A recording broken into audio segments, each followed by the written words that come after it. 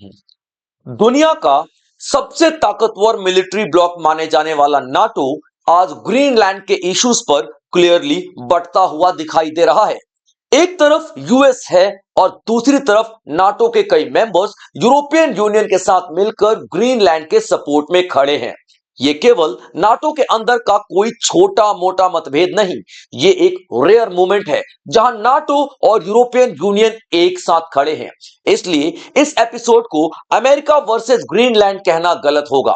असल में यह एक पावर स्ट्रगल है जहां दोस्ती, रूल्स और संप्रभुता एक दूसरे से टकरा रहे हैं।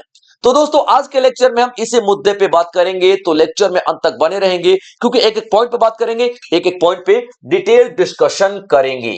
तो दोस्तों पूरा एपिसोड, पूरी कहानी शुरू होती है डोनाल्ड ट्रंप के एक बयान के साथ, जिस बयान में डोनाल्ड ट्रंप ने साफ तौर पर कहा है कि ग्रीनलैंड अमेरिका के फ्यूचर के लिए, ग्रीनलैंड अमेरिका के भविष्य के लिए बेहद जरूरी है। इस वजह से ग्रीनलैंड को अमेरिका का होना पड़ेगा। और अगर यूएसए के ग्रीनलैंड प्लान में किसी नाटो के मेंबर्स ने साथ नहीं दिया या कोई नाटो का मेंबर अगर खिलाफ खड़ा हुआ या यूरोपियन यूनियन का कोई मेंबर इस फैसले के खिलाफ खड़ा हुआ तो उस पे यूएस से सैंक्शंस लगाएगा पनिशमेंट के तौर पे, यानी उसकी इकोनॉमी को तबाह बर्बाद करने की कोशिश करेगा। इस बयान के बाद आप देखोगे कि एक बहुत बड़ा प्रोटेस्ट, बहुत बड़ा आंदोलन शुरू हो जाता है ग्रीनलैंड के सड़कों पर अमेरिका के खिलाफ। और ये कोई एक आइलैंड को कंट्रोल करने की बात नहीं हो रही है, आप देखिए ये एक पूरी दुनिया को जोड़ने की बात हो रही है, क्योंकि एक तरफ यूरोपियन यूनियन और दूसरी तरफ नाटो है जो आपस में टकरा रहे हैं। इनके मतभेद आपस में बढ़ते जा रहे हैं क्योंकि नाटो खुद में टूट रहा है और टूटे हुए कुछ साथी यूरोपियन यूनियन का सपोर्ट में खड़े हैं, ग्रीनलैंड का साथ दे रहे हैं, और वहीं पे नाटो के कुछ मेंबर यूएसए का साथ दे रहे हैं। तो यहां पे पूरी दुनिया दो हिस्सों में बंटती हुई नजर आ रही है। अभी देखिए डोनाल्ड ट्रंप ने साफ कहा है कि भाई साहब जो भी नाटो का मेंबर हमारे खिलाफ जाएगा उस पर हम लोग टैरिफ लगा देंगे, हमारे ग्रीनलैंड प्लान का सपोर्ट करना पड़ेगा सभी को। अभी आप देखिए ये जैसे ही मुद्दे आने लगे ग्रीनलैंड के मैटर में, तो आप देखोगे कि नाटो के अंदर एक क्राइसिस आने लग गया है। अभी देखिए हजारों लोग यहां पर सड़कों पर उतर जाते हैं। नूक नूक क्या है? कैपिटल है। नूक कैपिटल है और ग्रीनलैंड का कैपिटल है। यहाँ पे हजारों लोग सड़कों पर उतर आते हैं। अब आप ये मत सोचिएगा कि सर हजारों लोग तो हमारे एक शहर में ही आ जाते हैं। अरे भाई ये छोटा सा देश है जिसकी पूरी आबादी 56,000 लोगों की है, इसमें से 1,000 लोग एक कैपिटल, एक शहर के सड़कों पर उतर आते हैं, ये बहुत बड़ी बात है। तकरीबन 25% नूक की पॉपुलेशन सड़कों पर उतर आती है और एक नारा दिया जाता है यहाँ पे, Greenland is not for sale, Greenland is not for sale. ये कहते हुए ग्रीनलैंड के जो वासी हैं, ग्रीनलैंड के जो नागरिक हैं, वो पहुंच जाते हैं यूएस एम्बेसी में जो कि ग्रीनलैंड में है। अभी ट्रंप ने साफ धमकी दे रखी है कि भैया लोगों को करने दो हंगामे, कोई इनके फेवर में नहीं आएगा, कोई इनके सपोर्ट में नहीं आएगा, जो भी इनके सपोर्ट में आएगा भाई साहब उन सभी के ऊपर मैं टैरिफ लगाऊंगा। तो यहां पे आप देख लीजिए जो भी देश जो है कुछ खड़े हो रहे हैं उनके खिलाफ डोनाल्ड ट्रंप ने 10% का टैरिफ लगा दिया है, जिसमें Denmark, Norway, Sweden, France, Germany, UK, Netherland, Finland, ये सारे के सारे जो देश हैं दिखाई देंगे जिन पर 10% का टैरिफ लगा दिया गया है डोनाल्ड ट्रंप की तरफ से, एक सजा के तौर पे, क्योंकि सारे के सारे देश डोनाल्ड ट्रंप की इस फैसले की निंदा कर रहे थे, इन फैसले को गलत ठहराने की कोशिश कर रहे थे। और अभी डोनाल्ड ट्रंप ने यह कहा है कि भाई साहब अगर तो ये सारे देश नहीं बदले, ये सारे देशों ने अपने बयान नहीं बदले, तो ये जो टैरिफ है 25% का हो जाएगा और 25% का जून 1 से लागू मैं कर दूंगा। और ये तब तक बढ़ता चला जाएगा जब तक कि ग्रीनलैंड हमारा नहीं हो जाता, यानी कि US can buy Greenland, USA जब तक कि ग्रीनलैंड को खरीद नहीं लेता, ये सारी की सारी सिस्टम चलते रहेंगे। डोनाल्ड ट्रंप ने साफ कहा है no deal, no Greenland, big tariff. अगर डील नहीं हुई ग्रीनलैंड के साथ हमारी ग्रीनलैंड को खरीदने की, जाहिर सी बात तो हमें ग्रीनलैंड नहीं मिलेगा, और अगर हमें ग्रीनलैंड नहीं मिलेगा तो मैं पूरी दुनिया की इकोनॉमी पे इतने सैंक्शंस लगाऊंगा, इतने सैंक्शंस लगाऊंगा, इतना बम फोड़ेंगे, इतना बम फोड़ेंगे कि पूरे की पूरी दुनिया की इकोनॉमी क्रैश कर जाएगी। ऐसा इनके मंसूबे नजर आ रहे हैं और इनके एक्शंस भी यही बता रहे हैं। तो ट्रंप ने सभी देशों पे इस तरीके से क्या लगा दिया है, टैरिफ लगाना शुरू कर दिया है ताकि प्रेशराइज किया जा सके कि ट्रंप के इस एक्शन को कोई भी गलत ना ठहराए। अब आप यहां पे देखोगे सर, ठीक है, अभी यूएस के लिए क्यों ग्रीनलैंड इतना ज्यादा इंपॉर्टेंट है। अभी देखिए, ये तो आर्कटिक ओशन दिखाई दे रहा है ना, और ये ग्रीनलैंड, ये पूरा आपका आर्कटिक ओशन, तो ग्रीनलैंड यहां पर है, ठीक है बच्चों। अब ये देखिए आपको रशिया दिखाई दे रहा है ना, और जो ग्रीनलैंड है ना डेनमार्क के अंडर में आता है। ग्रीनलैंड के ऊपर डेनमार्क का रूल है। रूल क्या मतलब, देखिए डेनमार्क अच्छा कंट्री है तो दबा के नहीं रखता, एक कॉलोनी के तौर पे नहीं रखता है। यहाँ पे ग्रीनलैंड की खुद की सरकार है, ग्रीनलैंड की खुद की पावर है। डेनमार्क केवल और केवल इसका फॉरेन अफेयर्स और डिफेंस को देखता है कि भैया तुम अपना एंजॉय करो, मैं सिर्फ आपकी रक्षा करूंगा। यहां पे आप देख लीजिए, ये आपको कनाडा दिखाई दे रहा है, ये आपको यूएसए दिखाई दे रहा है, यानी कि ये एक ऐसी लोकेशन है जहां पर इस ग्रीनलैंड पर अगर कब्जा कर लिया, ये पूरा आर्कटिक ओशन हो गया, ये ग्रीनलैंड पर अगर कब्जा कर लिया तो रशिया का देखिए कितना पास में आ जाएगा यूएसए। और यही वो चाहता है कि ये एक ऐसी लोकेशन है जहां पे अगर मैं बैठ जाऊं, यूएसए सोच रहा है मैं बैठ जाऊं तो रशिया पे नजर रख लूंगा, चाइना पे नजर रख लूंगा। और फिलहाल यही दोनों ऐसी कंट्रीज हैं जो कि सिरदर्दी बनी हुई है किसकी, यूएसए की, खासकर चाइना। चाइना धड़ाधड़ धड़ाधड़ धड़ाधड़ आर्कटिक ओशन में खुदाई कर रहा है, आर्कटिक ओशन में अपना क्षेत्र बढ़ाने की कोशिश कर रहा है, इन्वेस्टमेंट कर रहा है भाई साहब। तो डेफिनेटली चाइना एक उभरती हुई पावर नजर आ रहा है। और यहां पे कब्जे का मतलब क्या है, ये पूरे एरिया पे कब्जा जहां पे चाइना को आने से आगे चल के रोका जा सकता है, और यूएसए को आगे चल के जो रशिया को आगे चल के रोका जा सकता है, और रशिया के ऊपर नजर रखी जा सकती है। तो आप देखोगे एक स्ट्रेटेजिक लोकेशन है, एक स्ट्रेटेजिक यानी फायदे वाली लोकेशन आपको दिखाई देगी यूएस नेशनल सिक्योरिटी के लिए। उसके बाद यहां पे ग्रीनलैंड में अमेरिका क्या बनाना चाहता है, मिसाइल अर्ली वार्निंग सिस्टम।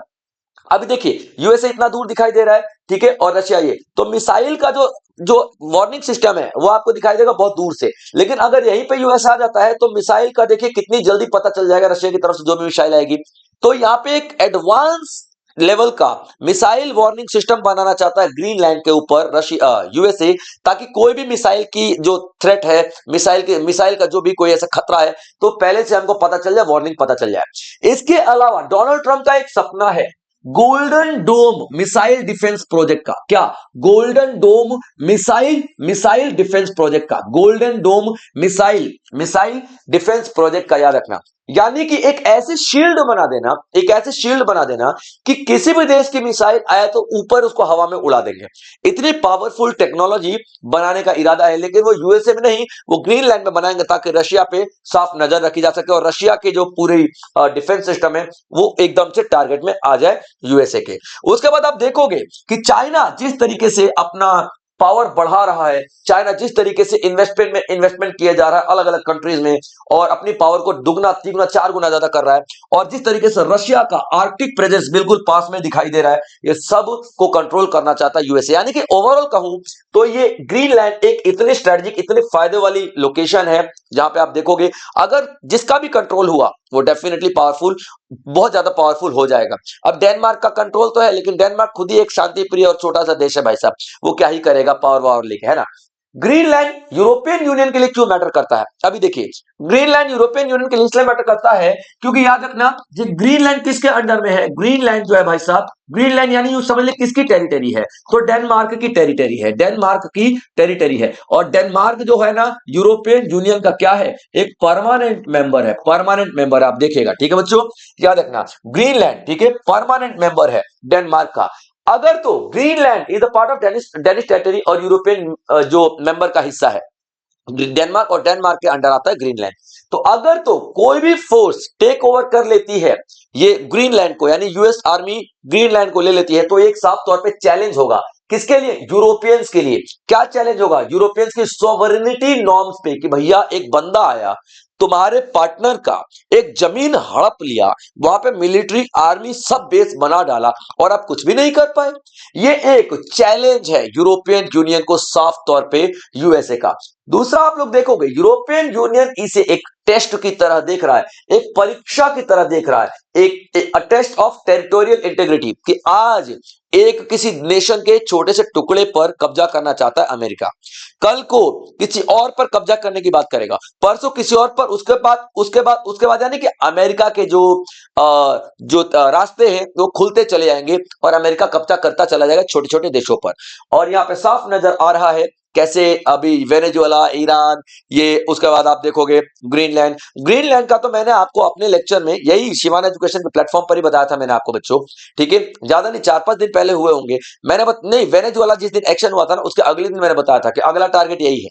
यही आप देख लेना, पूरी एनालिसिस करके मैंने बताया था अगला टारगेट यही, सारे सारे डॉट्स जोड़ के मैंने बताया था कि अगला टारगेट यही है। और आज देख लो रिजल्ट आप लोगों के सामने है, ठीक है बच्चों। चलिए, तो अभी आप देखोगे कि ये एक बहुत बड़ा टेस्ट देखा जा रहा है और एक protection of self determination of people, यानी कि भाई साहब ये जो लोग हैं ग्रीनलैंड के, ये खुद का डिसीजन लेंगे, खुद के फैसले करेंगे। यहाँ पे किसी भी यूएस आर्मी को अलाउ नहीं किया जाएगा, ठीक है बच्चों।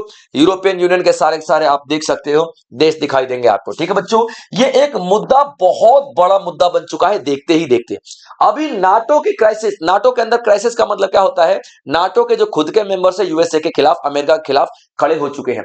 यूरोपियन यूनियन का रिस्पॉन्स क्या है एक बार देख लेते हैं। अभी देखिए, जैसे ही अनाउंसमेंट आई डोनाल्ड ट्रंप की तरफ से, वैसे यूरोपियन यूनियन ने एक इमरजेंसी मीटिंग बुलाई, भैया चलो जल्दी से मीटिंग करते हैं ब्रुसेल्स में।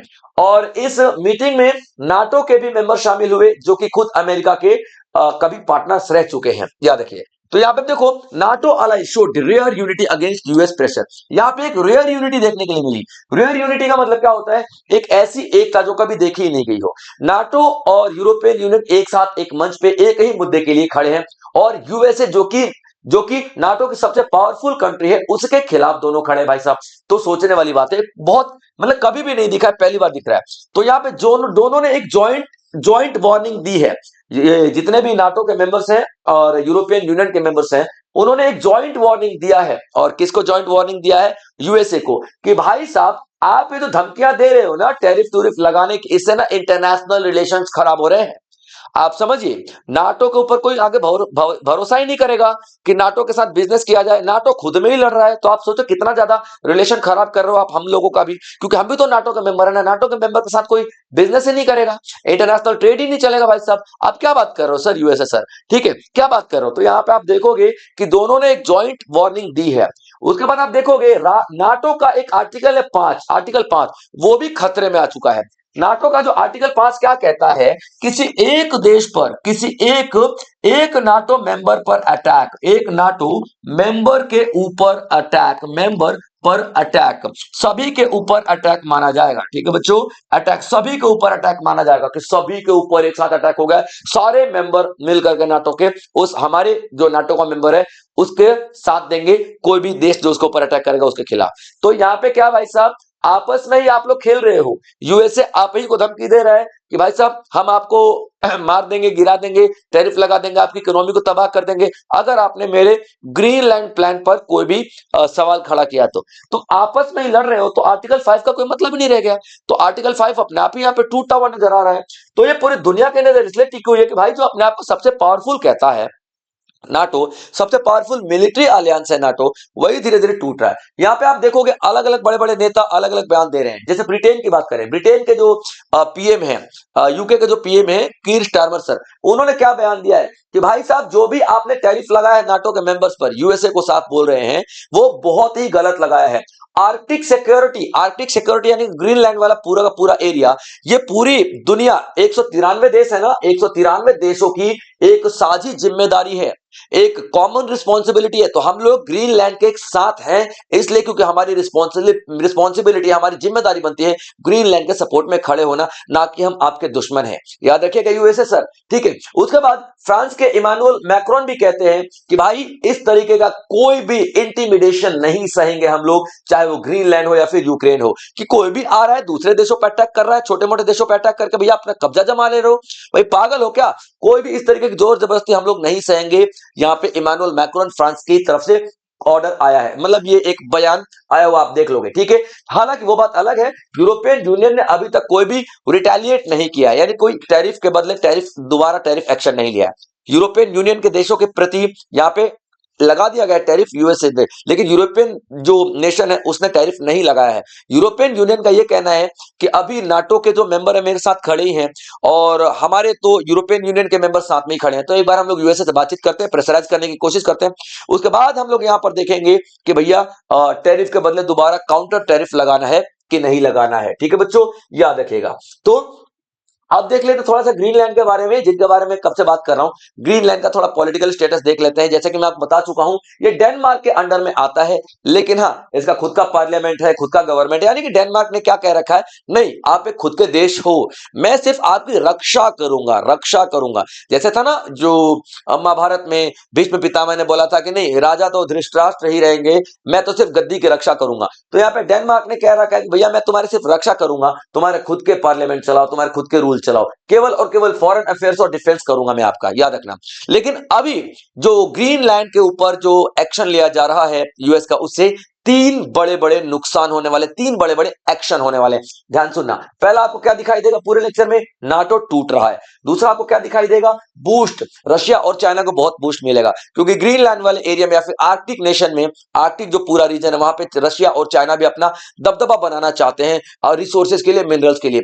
लेकिन आप यहाँ पे क्या देखोगे, यहाँ पे देखोगे कि पूरी दुनिया ही यूएसए के खिलाफ खड़ी हो चुकी है, पूरी दुनिया यूएसए के अगेंस्ट जाके एक्शन ले रही है। तो जाहिर सी बात है यहाँ पे यूएसए के खिलाफ पूरी दुनिया है, तो इससे डेफिनेटली रशिया और चाइना को बहुत ज्यादा सपोर्ट मिलने वाला है। एक स्ट्रेटेजिकली सोच के देखो, यानी कि रशिया और चाइना अभी चाहे तो अपना बयान पलट सकते हैं कि भैया अगर रशिया चाहे बोला ये कर रहा है तो मैं तो भैया मैं क्यों नहीं कर सकता यूक्रेन के साथ, मैं तो करूंगा भाई, सीधी सी बात है, मैं तो कब्जा कर लूंगा। और रशिया आज चाहे तो आज यूक्रेन को कब्जे में ले ले, ये जानते हैं सभी। ठीक है, उसके बाद चाइना यहाँ पे बोल सकता है अच्छा ठीक है यही बात है, तुम यूक्रेन को ले लोगे और ये ग्रीनलैंड ले लेगा, तो मैं पागल हूं क्या, मैं भी तो ताइवान को पकड़ लूंगा ना भाई साहब। तो वो ताइवान को पकड़ने की कोशिश करेगा और दोनों ही कंट्रीज रशिया और चाइना धीरे धीरे अपनी पावर को स्थापित करने की कोशिश करेंगे इन दोनों ब्लॉक्स के साथ मिलकर के, यूरोपियन यूनियन और नाटो के साथ मिलकर के। तो ये एक पावर शिफ्ट जरूर दिखाई देगा यहां पे। उसके बाद आप देखोगे जो इंटरनेशनल जो भरोसा है ना इन एजेंसीज में, वो सभी का खत्म हो जाएगा। काहे का नाटो आपस में ही लड़ रहे हो, काहे का यूरोपियन यूनियन तुम्हारे मेंबर की जमीन छीन रहा हो बंदा और तुम लोग कुछ नहीं कर पा रहे हो। 27 हो रहे, 27 समझ रहे हो, 27। यूएसए को चाहो तो कहीं से भी घेर सकते हो, लेकिन नहीं, हमको तो अपना टैरिफ बचाना है, हमको तो अपना इकोनॉमी बचाना है। फिर काहे का ग्रुप है बे, है? तो ये पूरा आप देखोगे कि एक इंटरनेशनल लेवल पर पूरा भरोसा टूटता हुआ नजर आ रहा है। ठीक है बच्चों, चलिए अब आप देख लीजिए ग्रीनलैंड का जो डिफेंस एग्रीमेंट है एक 1951 में हुआ था, उसके बारे में थोड़ी बात कर लेते हैं। क्योंकि यूएसए आज से नहीं ग्रीनलैंड के पीछे पड़ा है, यूएसए 19वीं शताब्दी से पड़ा हुआ है, लेकिन उसको पहली सफलता कब लगी, हाथ 1951 में। 1951 में एक डिफेंस एग्रीमेंट किया गया ग्रीनलैंड और डेनमार्क और यूएसए के बीच में, ग्रीनलैंड को लेकर के। उसमें क्या कहा गया कि जो पिट्टूफिक है ना, जो ग्रीनलैंड का पिट्टूफिक एरिया है, यहां पे अमेरिका क्या करेगा, अपना आर्मी बेस बना लेगा। ठीक है, इसे दो फायदे दिखे डेनमार्क को। फिलहाल डेनमार्क को क्या पता था कि भैया ये लोमड़ी इंसान है, ये लोमड़ी इंसान आज रंग नहीं दिखा रहा लेकिन कल तो रंग दिखाई देगा। यहाँ पे ग्रीनलैंड ने बोला, डेनमार्क ने बोला ठीक है सर आप मिलिट्री बेस बना लो। तो अमेरिका ने क्या बोला, अब यहाँ पे मेरी मिलिट्री बेस है तो कोई और अटैक तो करेगा नहीं, क्योंकि ग्रीनलैंड की रक्षा मेरी जिम्मेदारी है ना, ग्रीनलैंड की रक्षा मेरी जिम्मेदारी। ऐसा किसने बोल दिया, यूएसए ने बोल दिया। डेनमार्क भी फ्री हो गया भाई साहब। यहाँ पे ऑलरेडी एक बेस है आर्मी का, पिट्टूफिक में बेस है आर्मी का यूएसए का, लेकिन यूएसए को तो पूरा ग्रीनलैंड चाहिए भाई साहब, क्योंकि कोई और कंट्री वहां पे नहीं आ जाए। तो आप देखोगे जो डेनमार्क और यूएसए के बीच में 1951 में एक टेरिटरी साइन हुई थी, एक ट्रीटी साइन हुई थी। इसमें यहाँ पे क्या बोला गया था, पिट्टूफिक में आप आर्मी लगा सकते हो। और यही आर्मी एक्सेस को देखते हुए क्या बोल रहा है यूएसए, नहीं भाई आर्मी नहीं, पूरा पूरा हमको ग्रीनलैंड चाहिए। अब थोड़ा देख लेते ग्रीनलैंड के बारे में। सारी बातें मैं आपको ऑलरेडी बता ही चुका हूं कि नॉर्थ अमेरिका का छोटा सा एक रीजन है जिसपे, या कंट्री कह सकते हो, जिसके ऊपर डिफेंस और फॉरेन जो डिसीजन लेता है डेनमार्क लेता है। तकरीबन 56,000 इसकी पॉपुलेशन है और ऑटोनोमस टेरिटरी है, डेनमार्क के अंडर में आती है और खुद का पार्लियामेंट, खुद की सरकार इसकी है। और लेकिन डिफेंस और फॉरेन जो अफेयर्स हैं ये डेनमार्क ही देखता है। तो अभी दोस्तों पूरा पूरा मुद्दा आपको समझ में आ गया होगा कि यूएसए एक तरफ है और एक तरफ पूरी दुनिया खड़ी हो चुकी है। अब देखना यह है कि यूएसए अगर डेनमार्क को कब्जे में लेता है तो नाटो टूट जाएगा, और अगर नाटो को बचाता है तो ग्रीनलैंड छूट जाएगा। अब देखना यह है कि यूएसए किसको चुनता है, ग्रीनलैंड वाला पल रहा या फिर नाटो वाला पल रहा। अब डिसीजन यूएसए के हाथ में है। और देखना यह भी है कि रशिया और चाइना जो अभी खामोश हैं, आगे चल के क्या रणनीति बना रहे हैं। यानी कि एक ग्लोबल पॉलिटिक्स है ना, एक अखाड़ा नजर आ रही है, एक ऐसा मटका नजर आ रहा है जिसमें बहुत सारी लॉटरी पड़ी हुई है। ये लॉटरी किसके हाथ लगेगी अभी कुछ नहीं कह सकते, लेकिन हाँ, जैसे जैसे अपडेट्स आती जाएंगी मैं आप लोगों को अपडेट देता रहूंगा। तब तक के लिए दोस्तों आप लोग अपना ध्यान रखेंगे। और हाँ, इस प्लेटफॉर्म पे अगर आप नए हैं तो चैनल को जरूर सब्सक्राइब कर लीजिएगा दोस्तों, क्योंकि इसी तरीके के बेहतरीन लेक्चर्स में आप लोगों के लिए लेकर के आता रहूंगा। जय हिंद।